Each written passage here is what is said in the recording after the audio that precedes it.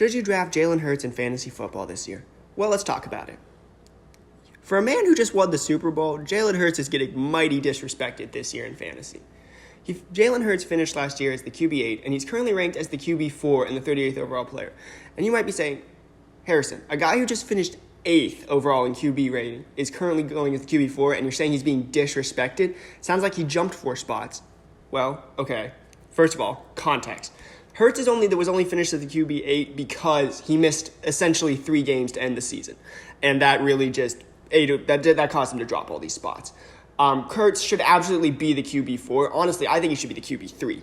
And here's why.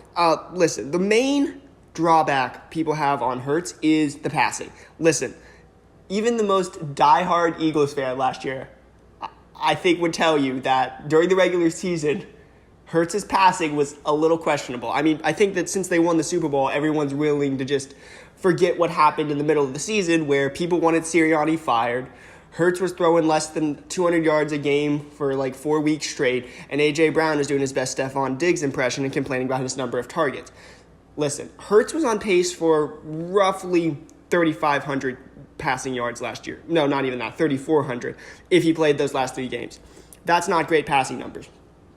He had a good amount of passing touchdowns, not a lot of interceptions, but just the passing yards weren't there for what you want out of essentially a top 5 quarterback. And that's pretty much why he's dropped through the rankings. Because listen, Hurts has probably the best combination out of rushing yards and rushing touchdowns in the league because he has Josh Allen's rushing touchdown total with Lamar Jackson's rushing yard total.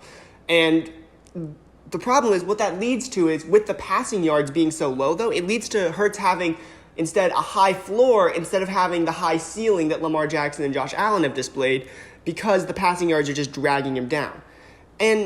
But at the end of the day, look, this is still a guy who 21.3 points per game last year. Like, that's insane. That is great.